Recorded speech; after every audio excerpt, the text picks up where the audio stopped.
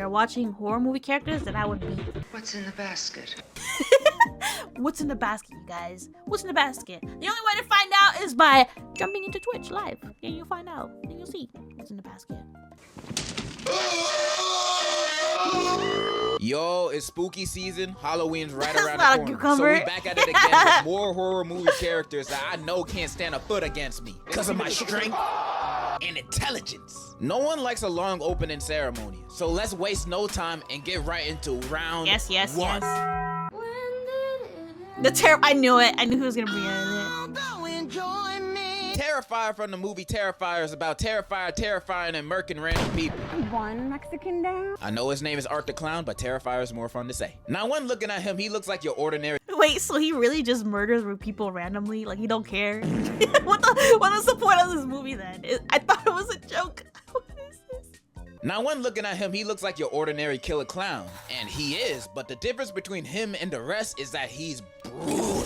He will deal with his victims in the messiest, most grotesque way possible. I don't even think I can show you any of the ways of how he do it, cause so he's just gory. But he saws a woman in half from her poon to her head in front of her BFF. Fuck? This dude crazy. However, I don't think he's all that terrifying based on my observations of him. In the first movie, when we get introduced to him, we as the audience can subtly tell that there's something different about this guy from everybody else. I don't know if you can notice, but this man's teeth he's wearing terrible. It looked like he never He's picked wearing up a a toothbrush costume! a day in his life. You can tell he at least got gingivitis or mouth cancer, so that'll lower his stats in a fight against me. He technically fighting 2 battles at once. He also gets bitched by the pizza shop owner for being weird and creepy. Now, this would have been an amazing moment to jump on. Even though at this point in the movie he hasn't killed anyone yet, him having a staring problem at the shop alongside his whole demeanor, I'ma assume he's trying to start something, and we fighting there. And since everyone else in the shop hate him too, they're joining in with me. Cause the way he do these murders, he strikes me as someone you can win against if you can sneak him or come in numbers. Nah, it's just a regular ass dude. So people could easily overpower him then. Why didn't people just movie logic, you know, it's just movie logic. When he don't got a gun. Now I know he technically a demon since he gets revived at the end of the first and second movie. Wait, this guy's a demon? Nah, I refuse to believe that. There's no way. We can easily just kill him. We can jump him. Easy peasy, lemon squeezy. Give us the word. There's no way. There's no way. But he got no other demon powers. Plus, his revives takes at least 2 to 3 business days to do. So I'll have time for seconds. I just gotta be on my toes. This is low to mid diff at best. Who made that mess? You did, Kate. Longlegs is about an FBI agent who gets assigned to a case of a string of murders, and each one leaves a note signed by Longlegs. This guy. However, what's weird about these murders is other than the letters left at the scene, there's no physical evidence that this guy is the killer. Even though he definitely is. Like, look at him, he gotta be guilty of something. The reason for the lack of evidence is because there's 2 more accomplices to the murders. The main character's mom and Satan, the devil himself. They've been creating dolls of their victims, giving it to them, and having the devil do the rest. So this is a powerful force I'm dealing with. What?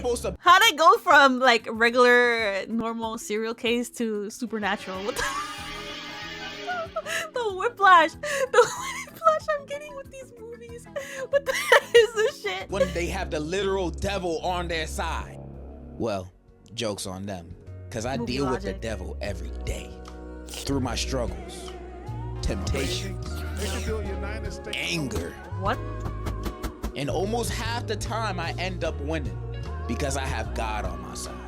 And in a fight against these devil-worshipping demons, I believe he will give me the strength of 1,000 young niggas to punish these sinners to death in a life or death boxing match. So yes, I could confidently say, on God, I'm beating the devil alongside his ugly ass disciples too. No diff. I have the Holy Ghost with me. What the?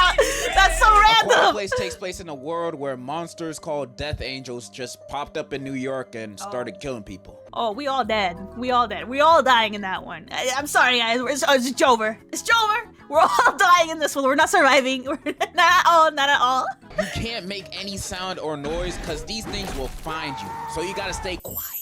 This is gonna be more of a how'd I survive than me beating them, cause what I look like trying to fight this, I'm not Ippo. First, I'ma travel solo or with my direct family. I'm not traveling with no other groups, none of that, especially if they got a kid with them. Second, no kids. All of them gotta go. Cause they'll be the first ones to get us killed. Most of them be crying over the smallest things. Plus, they won't be able to run from these monsters with their little legs. They are a free meal for these things, and I'm not trying to be the appetizer. And I'm only talking little kids. If your kid is old enough to know when to shut the hell up, they're cool. But if they aren't, I'm sorry to tell you, but I highly recommend you to abandon your children. They'll only hold you back just like in real life. Who knows? They might be able to survive on their own, maybe, probably, 5% chance, but that's not nothing. So only family, no kids, and a lifetime supply of moon pies. Gotta stay fed somehow. Wait, that's so good though. I love moon pies. I love the vanilla moon pies too. I don't know about you guys, but that's just a bomb. You used to get them for $1. Oh, is it still $1? I actually don't know. I haven't gotten moon pies in forever. Probably don't even gotta do all that. Cause spoilers, their weakness is high pitched frequencies. So you can basically go to PetSmart and buy a dog whistle and have them beat. These guys aren't even much of a threat. They're like a little puppy that can rip you in half. When looking at them like that, they don't seem too scary no more, do they? Meaning they ain't gonna be a challenge for me. 10 out of 10, I'm surviving a quiet place while screaming. I need you to shake that booty. I'm blocking you, brother. Unfriended is a movie taking place in a Skype call. A group of friends are chatting, then the ghost of their friend that self-destructed exactly a year earlier joins the call and starts murking them one by one, until one of them confesses about recording and posting an embarrassing video of her, which ended up being her 13th reason. And the ghost power level is pretty strong. It can physically break into their house, and it's shown powers of mind control. So she ain't like some of those other ghosts that exist. That's not a ghost at that point. There's no way. That's not a ghost. That's a demon, bro. There's no way you're dealing with a ghost that has that much power. There's no way. I refuse to believe that. You and be spooky. This ghost means business. But y'all know me. No person, ghost, or demon gonna catch me lacking.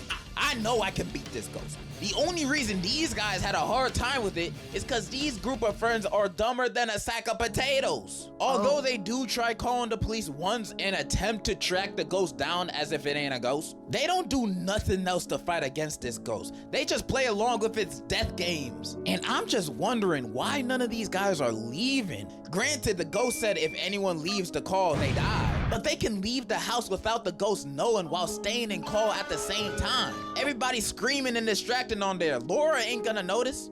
By the way, that's the name of the ghost. And even if she were, we don't know that because they don't even try it. Or even better, secretly text everyone in the chat to turn off their Wi-Fi at the same time. So they all leave the Skype call at once. Because with this, they technically did not leave the call. They got kicked out, so it doesn't count. And even if it do, it can't go after all of us. It's one ghost. Only one of y'all gotta die. Movie logic just goes out the window because realistically, I'm like, that's true. You guys can, there's multiple ways you guys can get out of that chat room.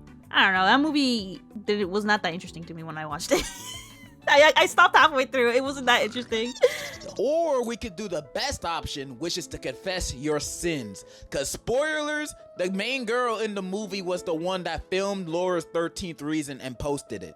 And earlier in the film, when she was researching how to stop ghosts from killing you and your friends on FaceTime, the website said admitting guilt is the only way out. So all she had to do was say, yo, about the video and the bullying and me being— oh my god, so you're telling me that all she had to do was just admit that she did something wrong, and she didn't even do that, and at the cost, she killed all her friends because she was selfish. I did nothing wrong, bitch. Just admit that you did something wrong. It's not that hard. And the reason you shot yourself, my bad. Like, I didn't even know you were gonna do all that for real. She could have just done that, but instead she blames her friends when the ghost asks who did it, getting them killed with her still dying because the ghost knew she lied the whole time. Oh my god. All of this bloodshed was completely avoidable.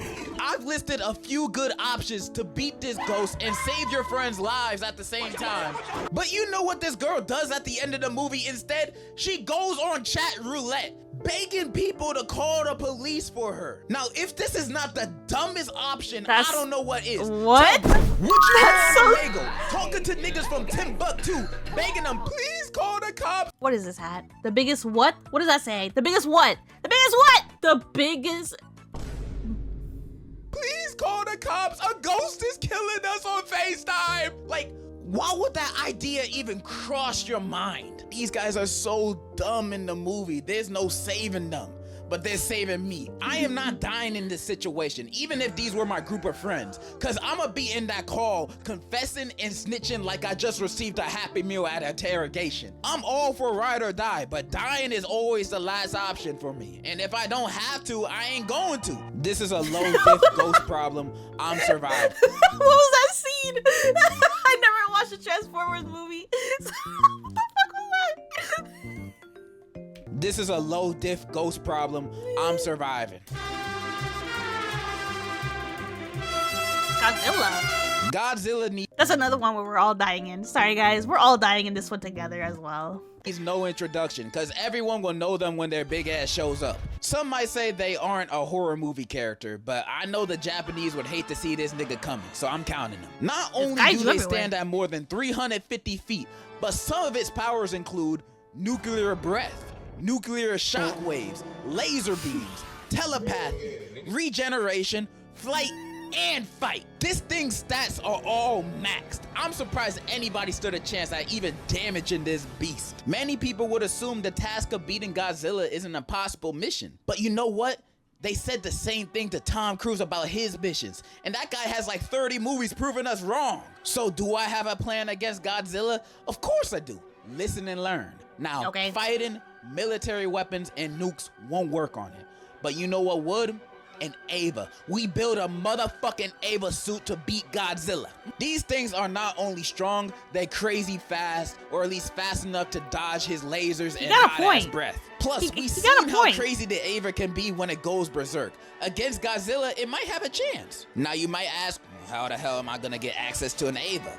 And I'm telling you, if Godzilla pulled up to Myrtle Beach one day, wreaking havoc, they won't have time to think about military strategy or how unqualified I am for this task. It won't matter, because they'll see my confidence. And when me and whoever the president will be next week meet eyes, they'll immediately be like, wait, that's next week? Please get this man a suit and all of our tax money. Ava suit secured. Now all we need is someone's mom to sacrifice and merge her soul to the Ava. I vote Beyonce. I believe her soul is stronger than 1,000 suns. With all those requirements put together, I believe I have a pretty strong chance against Godzilla. And if the government so happens to deny my request, what in the world? Then we're all I'm not gonna hype myself up too much, so I would say I have like a 6, maybe 7 out of 10 chance of beating Godzilla, you know? But it has to be in the suit. With no Ava suit, pray. And there you have it. A few more horror movie characters I could beat in a match of fisticuffs. So many of them I could beat, my record would look like Floyd Mayweather's if this was real. And if you don't think I can beat serial killers, ghosts, or demons, then you're a whole different type of delusional, buddy. You don't know what I'm capable of? I don't need to prove nothing. That's all I gotta say. And in conclusion, this album is so good. Wow. Wow. I don't know, he kind of had a point with the Ava suit. But who in the world is gonna build that thing, all right? That's the real question.